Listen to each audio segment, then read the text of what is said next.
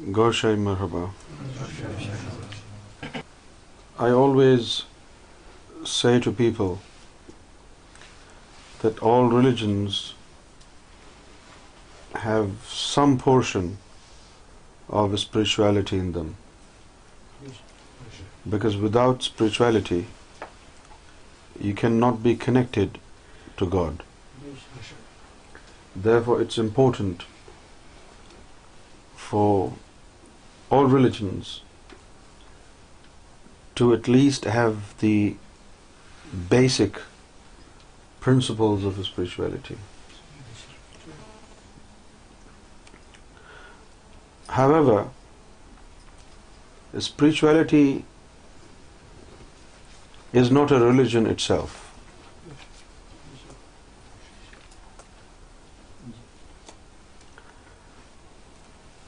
A religion is a set of beliefs, and there are things that you can do, and there are things that you cannot do. Things that you cannot do may not be bad, but you're not allowed to do it. And what is the justification behind it? I don't know.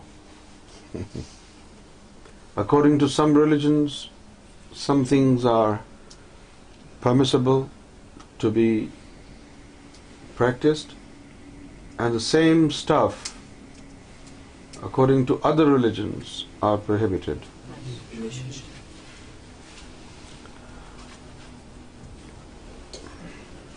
A religion is more about do's and don'ts.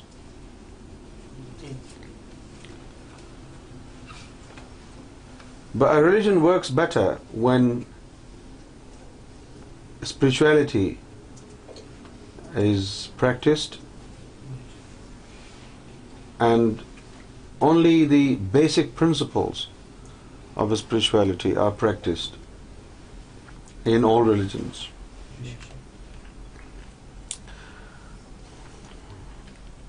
The difference between His Holiness Gohar Shahi's teachings and all other religions is very huge. His Holiness Gohar Shahi does not propagate any religion.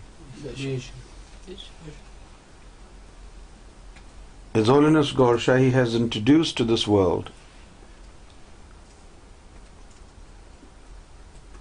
the fullest picture of spirituality. Total spirituality.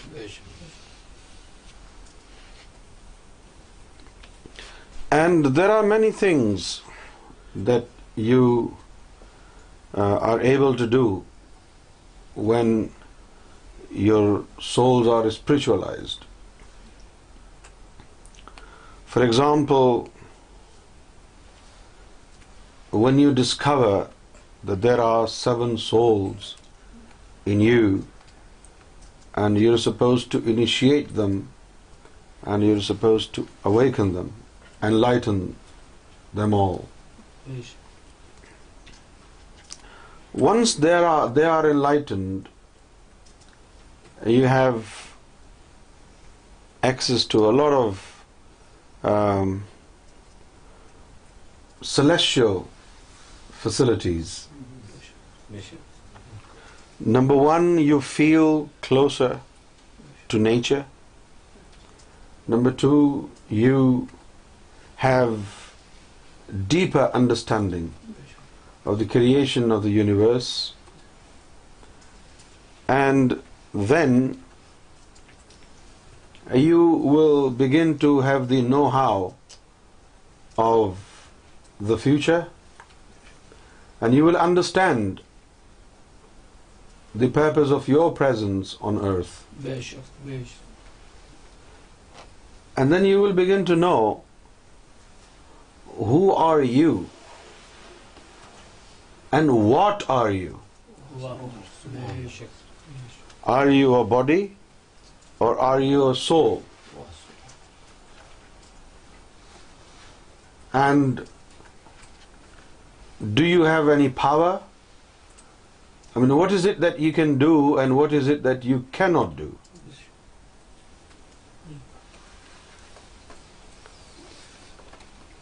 With the spirituality, for example, when you have a black belt in any martial art, like judo or karate or taekwondo or kickboxing, when you have gotten a black belt and you have gotten the expertise in that field, you have this confidence in you. You become a little brave because you know what you're capable of. You know? And there are many things that you begin to do when you have confidence in you. In normal circumstances, you wouldn't do what you could do now, because you know what you're capable of, right? In a similar way, when your souls are enlightened and you're in contact with God, you speak with God and God replies to you. You're able to see God, you're able to see angels, and you're not just locked in your body. You're a free bird. You're flying everywhere. You're not just roaming about here and there seeking cosmic energy. You become a cosmic traveler. You travel all around the cosmos. Just one soul in your body, nafs, can take you all around this cosmos, to the moon, to Mars, to the sun, everywhere. Without spirituality, you're just locked in your body, like a dead person in the grave, like a pseudo-claimant of spirituality, locked in his church, right? Like a fascist Muslim cleric, locked in his robe and sitting on his pulpit, giving a lecture and a sermon without even knowing the real meaning of what he's saying. But when you have become a spiritual person, you can dive in the ocean of divinity, because you yourself are a drop from the ocean. Spirituality is to discover that separated drop, which is you, from the ocean God,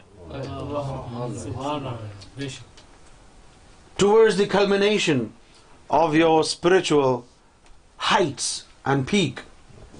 You begin to realize, oh my gosh, I myself am the part of the ocean.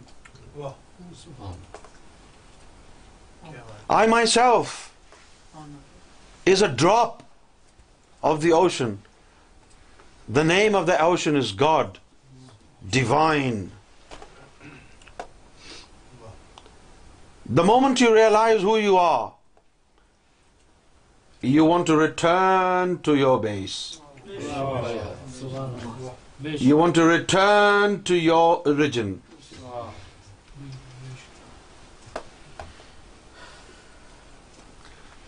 For now, without spirituality, that little tiny drop of divinity in you, which after the formulation of creation has become a soul, without spirituality, that one divine drop which has been separated from the main ocean has been covered with a lot of dust of the instinct of a man, dust of the cosmos, dust of the universe, dust of being here around animals, and moreover dust of the separation from your main ocean.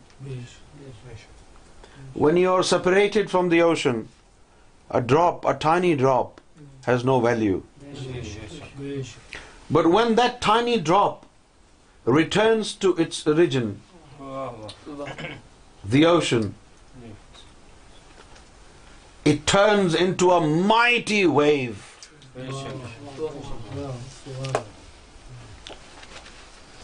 When you have become a spiritual person,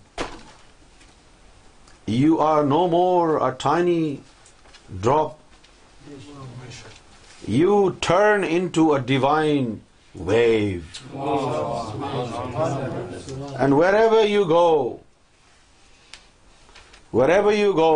you invite all other separated drops to come and mingle in that wave.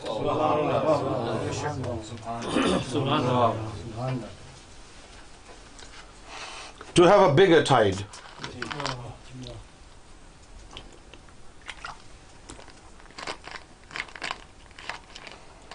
Spirituality is not just reality, but very, very glamorous, fascinating. When people begin to admire you, that's glamour, isn't it? Don't think glamour is part of show business only. Glamour originally is part of divinity. I mean, everybody praises God even without knowing the truth. It's all glamour.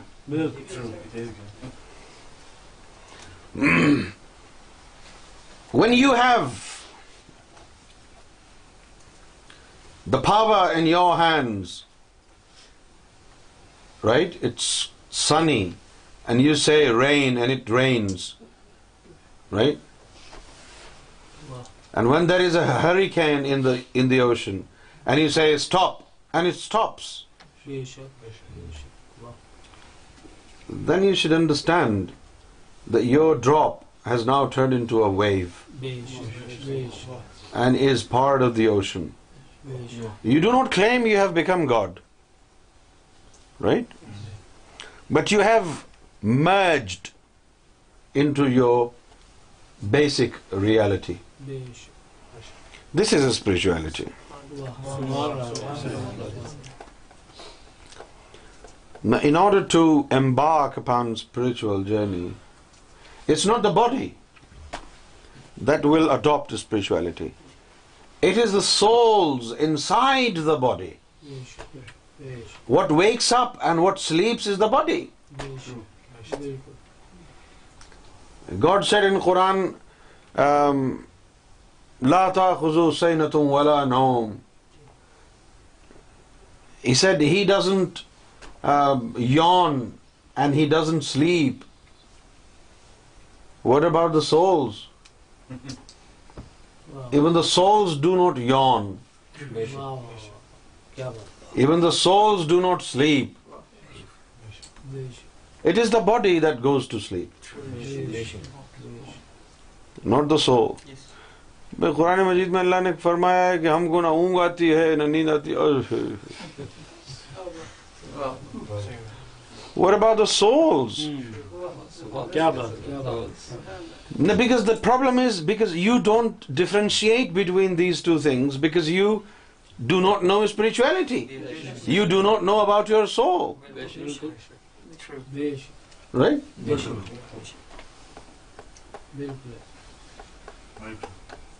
When you know yourself, you will come to know that your soul doesn't sleep.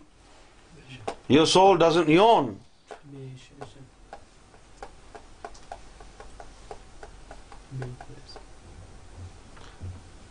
When you sleep less, when you eat less, you automatically sleep less. It is the formation of cells in your body. When your muscles get tired, and a lot of digestion and synthesis of cells take place in your body needs rest. Then you fall asleep. But there is no such thing in the soul. Soul is just God's light. All souls have all attributes of God. रूह में खुदा की तमाम सिफात मौजूद हैं. There are certain characteristics of God that are in your soul, discoverable for you, and there are some other characteristics in your souls which are not discoverable for you. Why? Because the key of the name of God will discover many of the attributes of your soul. However, it will not discover everything. But with the name Lord Riaz Gohar Shahi, the name will lit up the entire soul. And even the most obscure areas in your soul which were not visible under the lantern of God's name Isme-Zat Allah, with the name Riaz, it will be so lit up that nothing will remain hidden.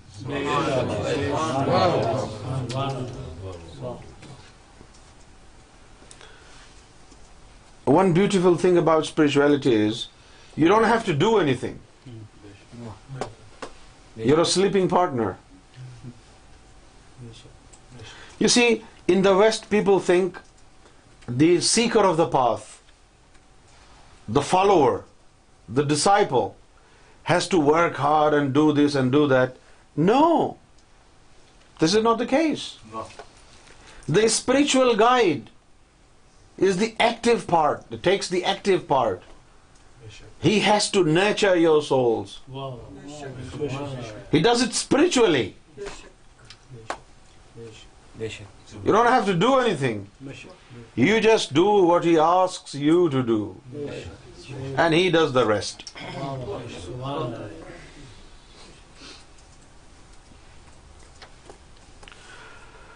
Could be that our soul travels away, but we can remember. Your soul, when it travels, it is possible that your mind may not remember it. But even then, your mind will have a little bit of understanding and awareness that your soul was going somewhere. It may not have complete knowledge or awareness as to where exactly was your soul going or what exactly your soul was doing, but you will definitely feel something has gone out of your body. You will definitely feel that. But then, with the passage of time, as the time goes by and you constantly improve in spirituality, and the progression of spirituality is really good, there is a point when you begin to know everything. You're sitting idle in your seat or lying idle in your bed, and your soul is traveling somewhere, and you can see you're going there and you're going here. You know everything.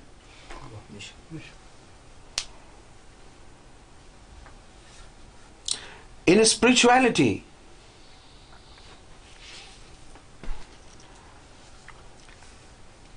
the souls are trained. What kind of training? does spirituality provide? When you go to a college or university, there are books. You read them. You read them with your eyes, and your mind endeavors to grasp whatever information is contained by those books and words. So the impact of that knowledge and learning is only on your brain, only on your mind, nowhere else on the body. Right? What do you think? Koi shak? But in spirituality, the learning doesn't come by reading books.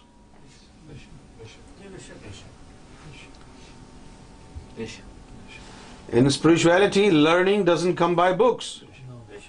How do you learn? The divine light enters into your souls, and with the divine light, the divine attributes enter into your souls. The moment those attributes of God enter into your souls, these attributes of God become part of your soul. And this is how your soul learns.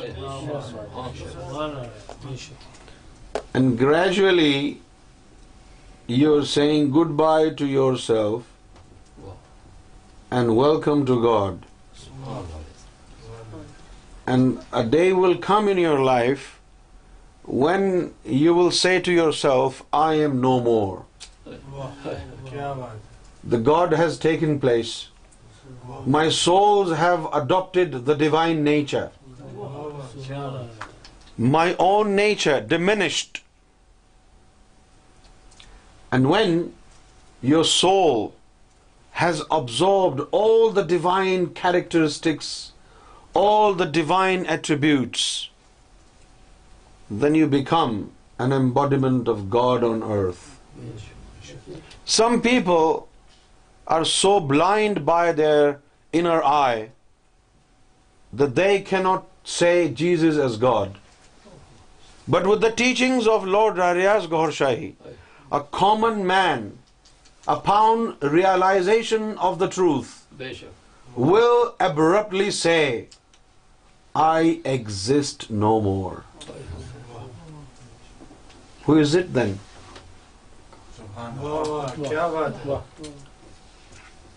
It's God.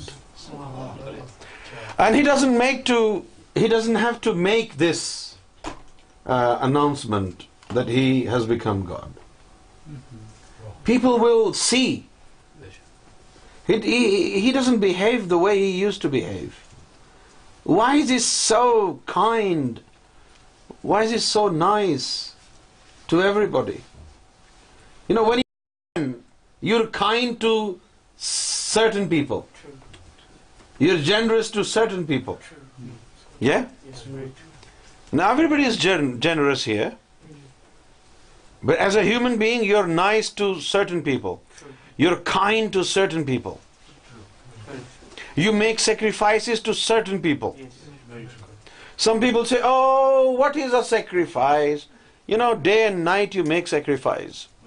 Wives make sacrifices for their husband, and husbands make sacrifices for their wives. Little or big, a sacrifice is a sacrifice. And on daily basis you make sacrifices. For example, the husband is really tired and the wife is really tired, but the wife loves the husband. She will say, okay, I will give you massage for half an hour. So she is sacrificing 30 minutes of sleep. Isn't she? She is. The husband is sitting in his armchair and watching television, and she is making dinner. I mean, the husband should have done it, but she is doing it. If she is doing it, she is making a sacrifice. And if she is sitting, then the husband is making a sacrifice. So this life is full of compromises, sacrifices and everything. However, one must understand the truth that when you're generous to a certain people, you're a human being. And when you are genuinely nice and kind to everybody, that's crazy. To everybody. When you become nice and kind and generous to everybody, then it should ring the bells. The old stinky bell should ring. Right? It is not possible for a human being to be nice and kind to all. You can try hard, but when you fail, you can say, oh, I know why. Because I'm a human being.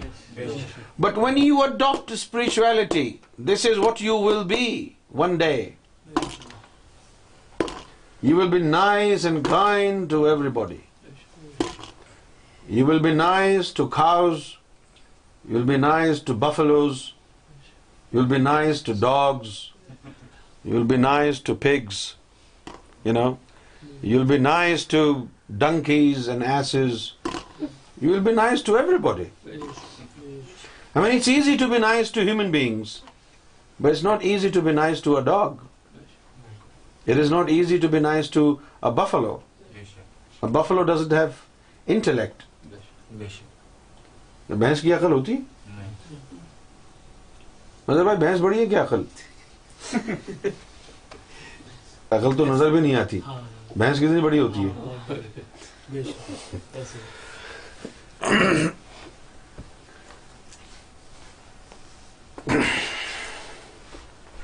When you love everybody, when you're kind to everybody, you're not a human being. Because a human being has both qualities, love and hatred. Human beings love those only who are nice to them. Right? Human beings are nice to those only who are nice to them. Human beings are generous to those only who are generous to them. Human beings love only those people who love them. Human beings cannot love a person who hates them. But God loves all. He is nice to all. He is kind to all. He is generous to all. And when you have the same qualities as God does, then what should we call you then? A human being? By definition, no. By definition, no. But if you think human being is a pair of two balls and a dick and two legs, then we will definitely call that bastard a human being. Otherwise, if he has divine characteristics in him, by definition you can call him God. Because he has the abilities, capabilities, characteristics of God. And this is the purpose of life. To live like God, to feel like God. That is what spirituality can do to you. This will become part of your character when your souls are enlightened. And if somebody slaps you on right cheek, turn the other cheek also. In practical life, without spirituality, it is impossible. You can't do it. Though you may talk about it and you may claim you can do it, but you can't love your enemy. But in a way, you all love your enemy. Your enemy is within you. Your ego. There are 7 souls, remember I said. One soul out of these 7 souls is the representative of negativity. And that soul is responsible for dragging man into mire of negativity. With the help of spirituality, you can purify that seventh soul. Because of this seventh soul in the body, you are prone to negativity. It is because of this soul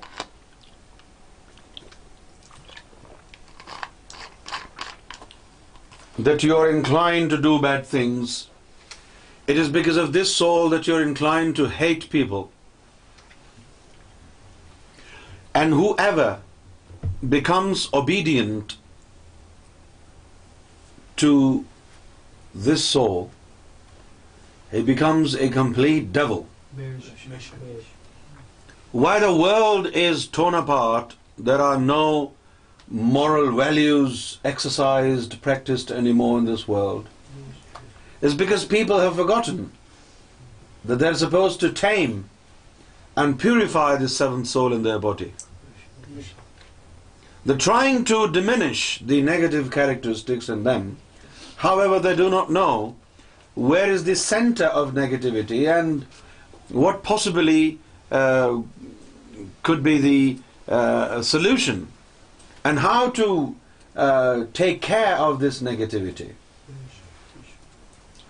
It is the seventh soul in the body which is responsible for staining the character of a man. There is one great Sufi in subcontinent of India by the name of Bulle Shah. He said, it is this seventh soul because of which my entire self has become impure. Otherwise, in the primordial time, when I was not in the company of this soul, I was pure. Nas palit ne palit kita, asi mundo palit nasi. It is because of the presence of this soul in my body that I have become impure. Now, with the help of spirituality, you can remove this impurity from your seventh soul. You can tame it. And you can only tame it when you know how to change its diet. Most of the diseases that people have today are because of the imbalanced diet. You are what you eat. If you eat a lot of fatty acids, if you eat a lot of monosaturated and saturated fats, you develop cholesterol in your body. If you eat a lot of carbohydrates and your spleen is not working properly, it will start malfunctioning. And you will become one day diabetic. So what you consuming will depend on your health. It's the diet. Right? In a similar way, that seventh soul, its diet is wrong. Something is wrong with its diet. That seventh soul is living on negative attributes, negative fire. There is a counter energy exists in this world. There is divine energy and there is evil energy. That seventh soul, by itself, you don't even know, lives on evil energy. The more wrong things you do, the stronger your seventh soul becomes. Now, in order to change, in order to tame it, in order to purify it, you need to change its diet. You need to stop giving this seventh soul evil energy and replace it with divine energy. But you can't do it. How do you do it? In spirituality, when you adopt spirituality, the spiritual guide with his authority and power and this kerning will make a circle around this seventh soul. And this circle is like a lock. Nothing will enter in that circle without the permission of the spiritual guide. And the purpose of making this circle around your seventh soul is to keep away all the evil energy. And when the evil energy is kept off, the spiritual guide will start giving this seventh soul divine energy. And with divine energy will incur into this soul the divine attributes.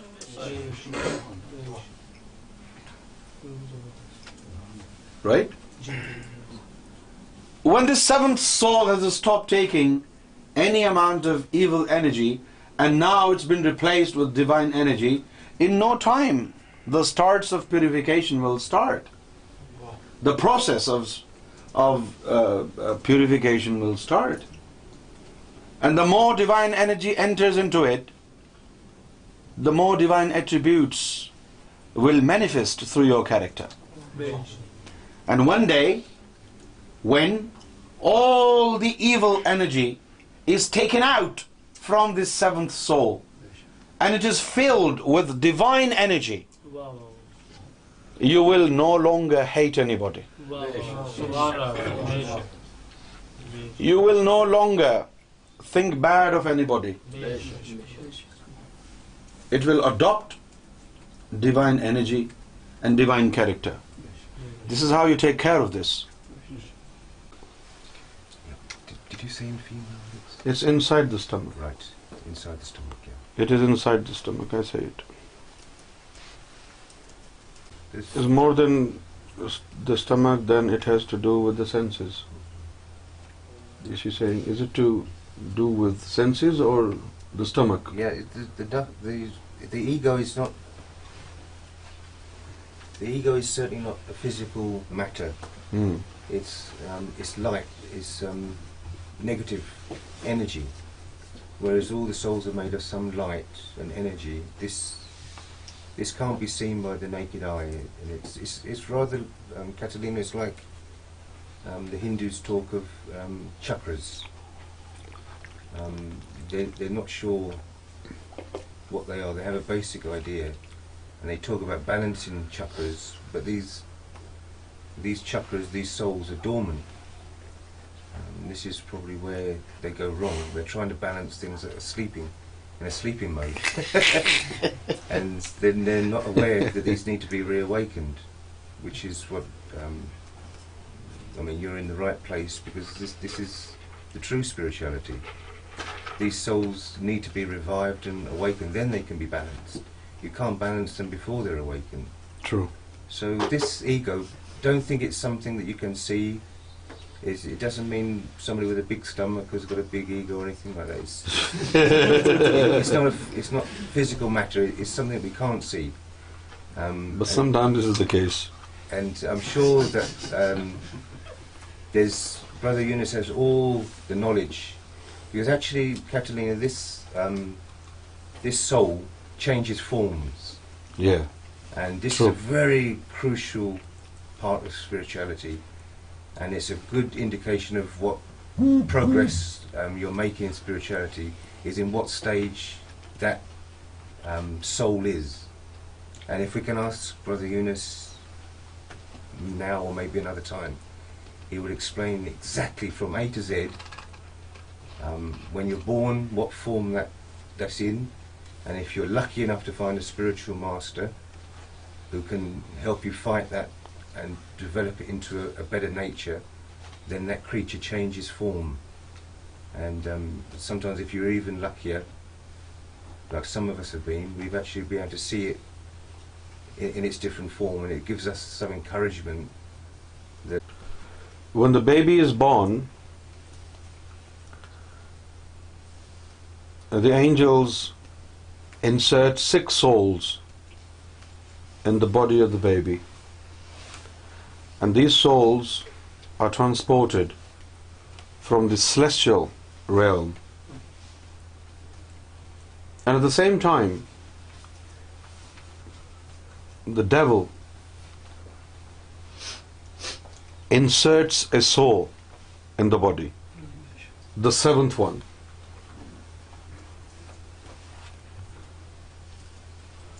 His representative inside every human being's body.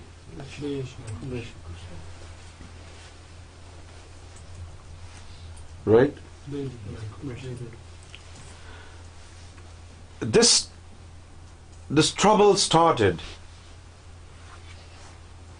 when God decided to upgrade humanity. Right? God had already created human beings, and these human beings that He created didn't know love, and they were not generous. They promoted hatred. They were involved in butchery, massacre. They were irrational, illogical. All sorts of bad things were there in them. And then God decided to upgrade humanity. Therefore, what He did,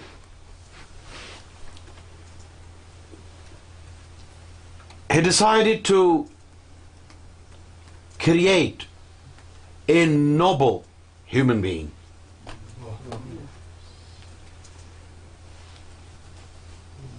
And He decided to upgrade him. He decided to give him more power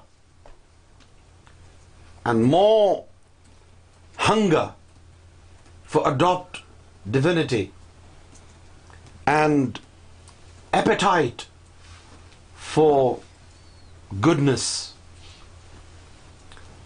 And He wanted to give this human being more practical knowledge. But above all, He wanted to give this human being something really special. And that speciality was confined to this human being. And this speciality was for this human being so that he can become able to communicate with God, and also to be able to see God. Like you see me and I see you, right? Like I can see this fan, I can see these lights, I can see this fridge, I can see this table, I can see this chair. In a similar way, this human being can see God. He wanted to upgrade him.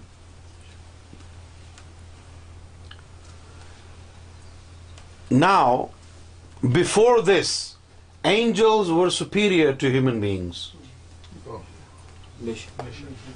Angels? Say it again. Angels were superior to human beings. However, all of a sudden, God decided to upgrade human beings. And He said to all the angels, look, I am creating another human being, but this time this human being is going to be greater than you are. And you must bow your heads before this human being.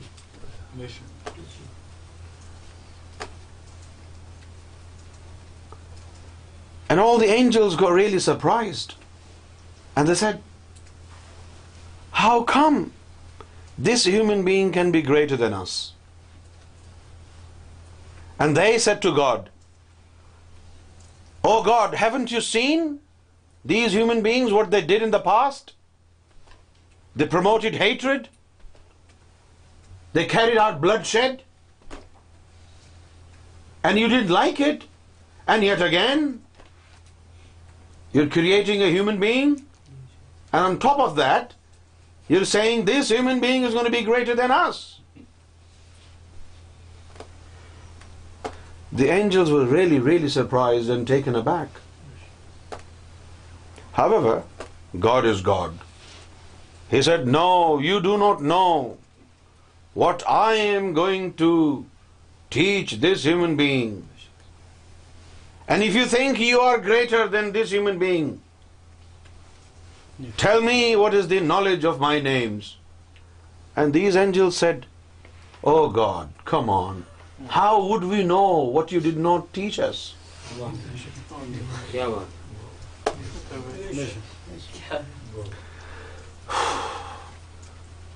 But God was really persistent.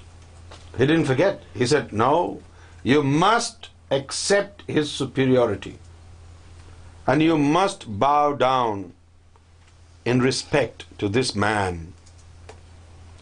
Therefore, he asked all the angels collectively to bow before this man, Adam.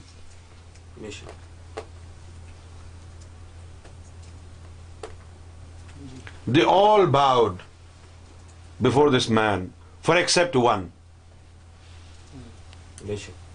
And his name was Iblis. He didn't bow. And God said to him, why didn't you bow before him? And he said to God, you made him with clay, and you made me with fire. I am better than him. I am not going to bow before him. And God said, I reject you. I reject you. I reject you. And this is how he was rejected by God. From that day, Iblis had grudge against man.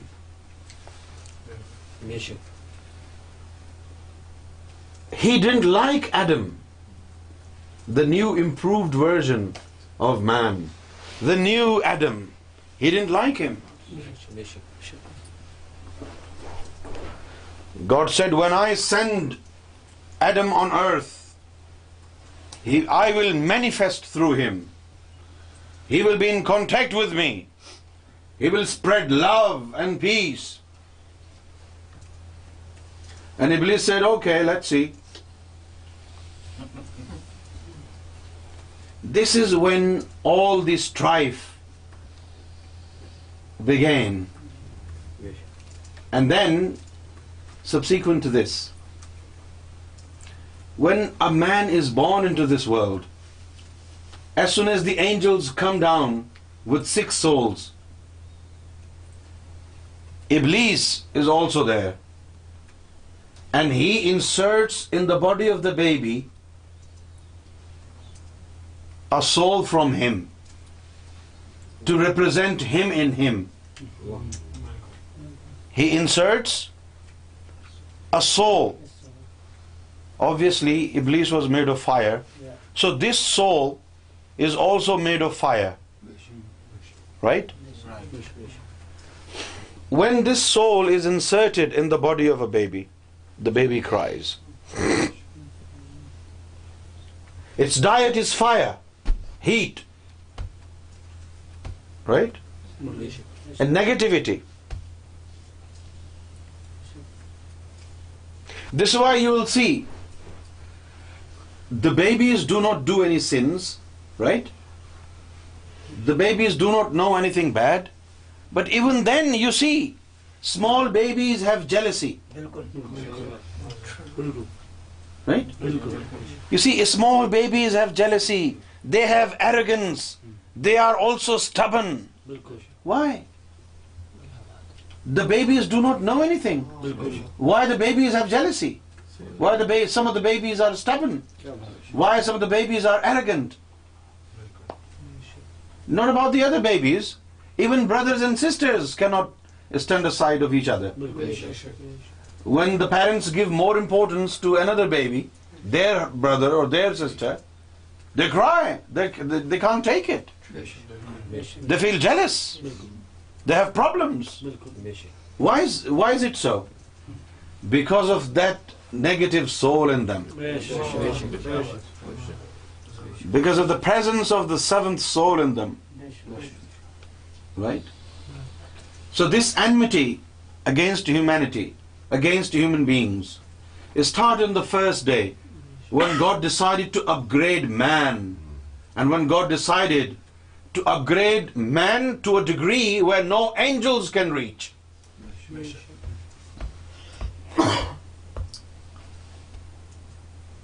Now, the agenda of God, that He wants to upgrade you, and He give you a knowledge which He didn't part with any other progeny of Adam. Where is that knowledge? Where is the upgrade version of character in you? If you're still doing the same thing that previous progenies of Adams did, then there is no difference. What was upgraded in you? Why are you better than angels?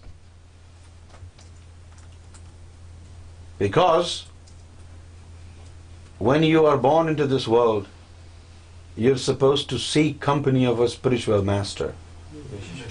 And that spiritual master will enlighten your heart and give the knowledge of divinity to your heart and revive divinity in you. And He will take care of the seventh soul.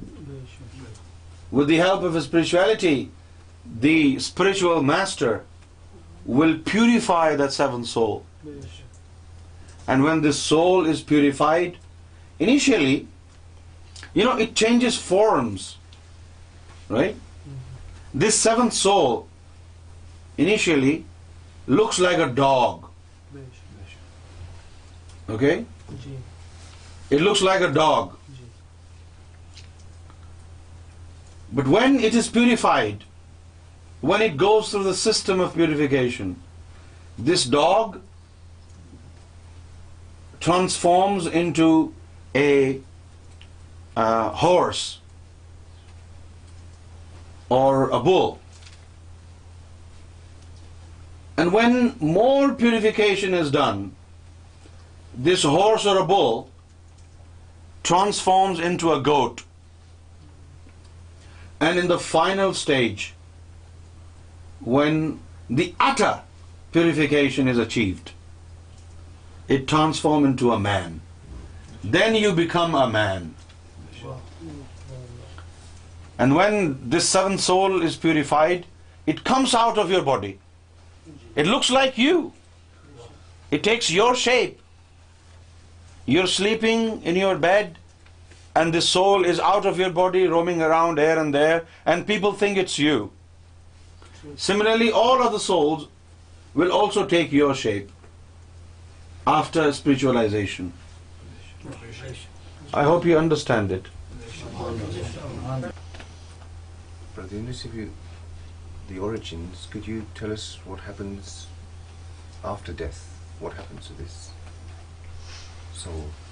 If you haven't been lucky enough to find a spiritual master, a normal human being, what would happen to their... If you don't have a spiritual master. Yes, yeah. You see, the prime object of our presence into this world is to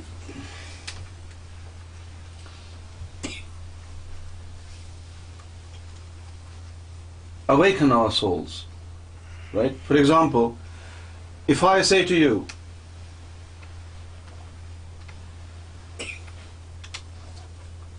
go to Paris and come back and tell me what's Paris like, okay? And then at the same time, I give you local anesthesia, and you're unconscious. This is what God does. He sends you here, but at the same time, your souls are dormant. He wants to know how much you miss Him and how much you love Him. But missing or loving will only come into practice once the souls are awakened. Okay? So, if I send you to Paris to tell me what Paris is like, and at the same time I give you chloroform or local general anesthesia, and you're knocked out, and you've been taken to Paris, and all that time you were sleeping, and you've been to Paris and you came back, and I asked you, did you see Paris? He said, I don't know. I don't know. What was the highway like? I don't know. This is what will happen to common people. Very true. You know, the questions will be asked. When the questions are put to the soul, who is your Lord? The soul was tormented. The soul doesn't know anything. Although people have been going to mosques and churches and synagogues and everything, but that was their body. Even when they were in the mosque, their souls were sleeping. The soul didn't know what were they doing in the mosque. Absolutely. The soul didn't know what were they doing in the church. The soul doesn't know what were you doing in the synagogue or temple or gurdwara or any other worship place. Exactly. But when your soul is awakened, and it has, the moment it is awakened, it comes to know of reality straight away. Even if the soul was awakened for a minute, this is enough. This is enough. But the problem is people adopt religions, but they do not know they're supposed to send these teachings of the religion to the soul. Because when they leave this world, their bodies will be either cremated or buried. Whatever you have done in this world, you have done it with your body. But the questions will be put to your soul when you travel into the other world. These questions obviously will not be put to your body, because your body will either be buried in the grave or cremated. This is the problem. However, when the soul is enlightened, and when the angels come to collect the souls, when they see an enlightened soul, they develop respect. They don't ask you any questions. Yeah. I mean, if you're driving a Land Cruiser and you have a lot of good clothes and you have a lot of gadgets and everything, people will not think you're a poor man. Do you think? People will think you're a poor man because you're driving a Land Cruiser. In a similar way, when your soul is enlightened, the angels will not ask you, are you a good man or a bad man? This is why they are exempted from all accountability and questioning.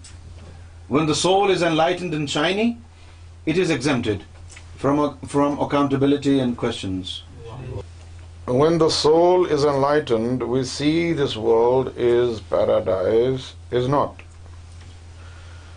When the soul is enlightened, then you will see many people that you thought were good are not good. When your soul is enlightened, you only feel good when you are around enlightened people. Yeah?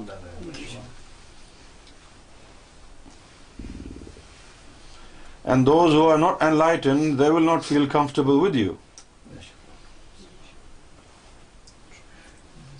You see, I don't hide things. I have to say the truth. I'm not going to tell you that when you're enlightened, this place will become paradise. Because this is totally the opposite. When you're enlightened, the ugliness of the world will be more exposed to you. You'll feel closer to God. You'll feel closer to yourself. I mean, if you know who you are, that's it. You have gained everything. If you know who you are. When people do not know who they are. If you don't know who you are, then what is the point of learning? Becoming PhD, becoming a master's in science, and all these things are just wastage. It's just a total waste. You're a surgeon, you're a doctor, You're an engineer, but you don't know who you are. What a shame. What a shame. If you know who you are, you know what God said? If you know who you are, then you know who I am. If you know who you are, then you know who I am. And only those will find me who know who I am. This is what he said to Moses. Moses asked him, what's your name? He said, I am what I am. I am what I am. بھائی میں ہوں, یہی تعریف ہے.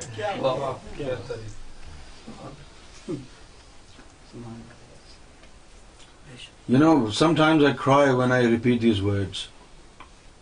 When the progeny of Abraham, the original Jews, the nation of Moses, they are not real Jews. The real Jews are who are the progeny of Abraham, and God loves them. Right? When those Jews asked God, what is his name? And God said, Messiah will come and he will tell you my name. And I love you. This is why I do not want to tell you my name. Because if I told you my name and you said my name in vain, then it would not be good. This is part of 10 Commandments. Do not say God's name in vain. Right? For this fear, God did not disclose his name to the primary fundamental Jews and said, wait until Messiah comes.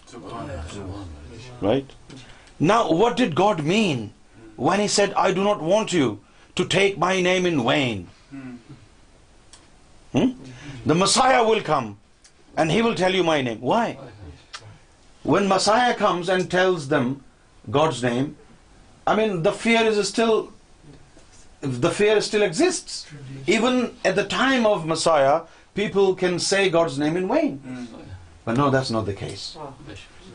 What God was trying to tell them was that if you say my name with your tongue and your heart is not with it, then saying my name is wasted.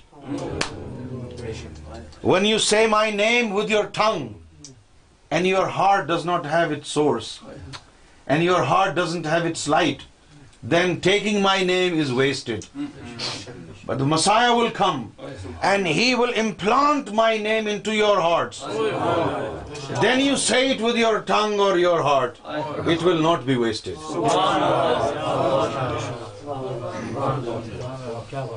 And we are in the time of Messiah. Indeed, we are. We're in the times of Messiah. And we're initiating hearts of people. Only if they knew what they have gotten today, they would be more grateful than oblivion they are. They would be more grateful than oblivion they are. Because taking God's name direct into the soul without going through the desert of your mouth, without going through the dirty perimeters of phraseology of your tongue, entering direct into your heart. Oh my God. It's fully secured. There is not even minute of a chance that you would say God's name in vain. Because you're not saying it. You will never say it. Because when God's name is inserted into the heart, then the heart will vibrate with God's name. You're not saying it. The name itself is vibrating. The heart is not going to speak. The heart is not going to say it. The name will vibrate. For example, if Jesus is inserted, the heart will pound with Jesus.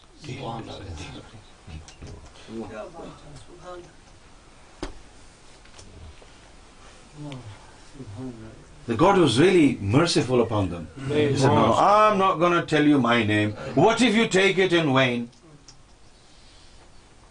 So he decided to give Jews his name only when Messiah is here. And Messiah puts the name of God direct into their hearts without the fear of being taken it into vain.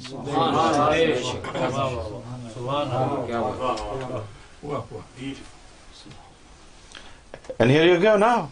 When God's name is in your heart, you're just sitting at your laptop. You're not going to any mosque or a temple or a church. And your soul is getting polished, and your heart is getting cleansed. Huh? This is beautiful divine spirituality.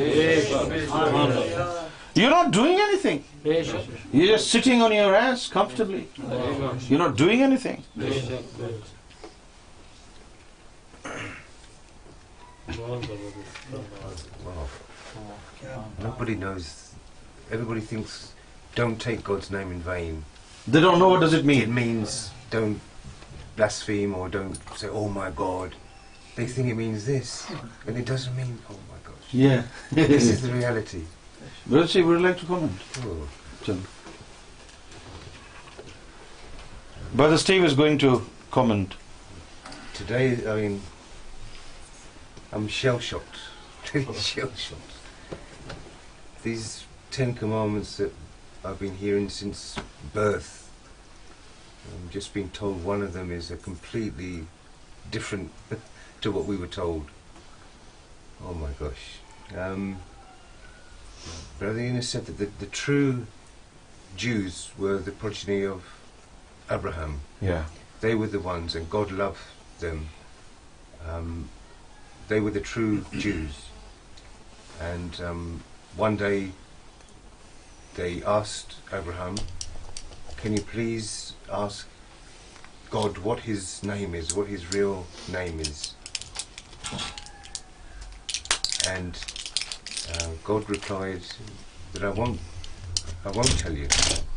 I won't tell you what my name is. And when they asked why, God said he was in fear that they would use his name in vain. And whereas we've always been told that this commandment means don't use God's name for petty things, don't use it in blasphemy, it actually means using his name in vain means using it by your tongue, just saying God, God, God. People do in churches, worship places, it's serving no purpose because it's not coming from their heart. But what is the result? Because when the tongue says God's name, yes, what do they get out of it? no, nothing. So it's in vain. It's in vain. Yeah. This is the true meaning, that God's name is going in vain because it's just coming from the tongue, it's just coming from the mouth. Nothing is being produced. Nothing is being produced. When it is said in the heart, it produces light. Wow. Nothing is going into vain. I mean, wow. What fantastic knowledge, and how lucky we are to receive this beautiful knowledge. The only way you can say God's name truly is from your heart, and the only way you can receive God's name in your heart is through a spiritual master. And he can implant the name of God inside your heart. And the Jews were told, I will not give you my name now, but my name will come with the Messiah. And then when the Messiah comes, then it will be given correctly into the heart. But Steve, tell her that we're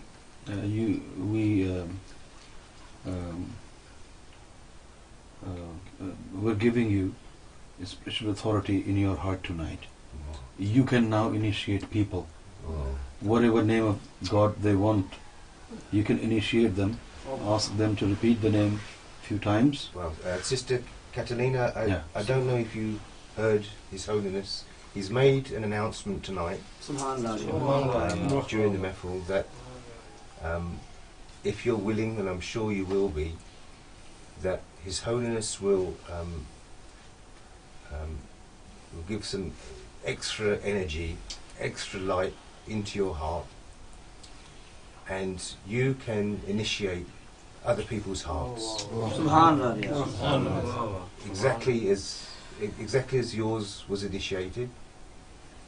You can just, as we did, tell the people, because when we initiate the hearts, it's very important that the people are relaxed and that the people are not being forced to do something they're not happy with, and they receive the name of God that they worship, that they're happy with. And then all it is a matter of that you do is that you tell them to concentrate, close their eyes, say that name of God 3 times, and then you'll just blow upon them, and then their heart will be initiated. And this is all from His Holiness. This is his gift to you tonight. And this will be done immediately, so you can spread this message. As you know, the more you show this, the true image of Riaz, Gohar, Shahi and Lord Jesus, these true images, and you can initiate people's hearts. Brother Steve, is she in your friend list on the Facebook? I know. Ask her to add you, and please be in contact with her. She should be in contact with you. You should be, from time to time, talk to her. Okay, Sister Catalina will add you on my Facebook so we can be in contact, and hopefully you can tell me all the people that you've been initiating in Canada, because it's a beautiful thing. That the beauty of it is that when you initiate other people's hearts, you're receiving energy as well. You're receiving divine light. Yeah. And His Holiness has always told us that the more people that we share this message to, the more hearts we initiate with Lord Riaz, Lord Jesus, or whatever name they call upon God, then the closer we will be to divinity. And we will produce more. It will be like a generator of energy. Rather like if you're just taking money out of the bank, you're going to go broke one day. But with this system, money's being paid in as you're taking it out. Wow. More money. More money. So every time you check your balance, you'll be topping it up. So very congratulations to you, Sister Catalina.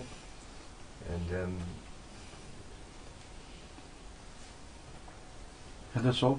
That's all. I think that's enough for today. I'll speak again tomorrow. Subhanallah.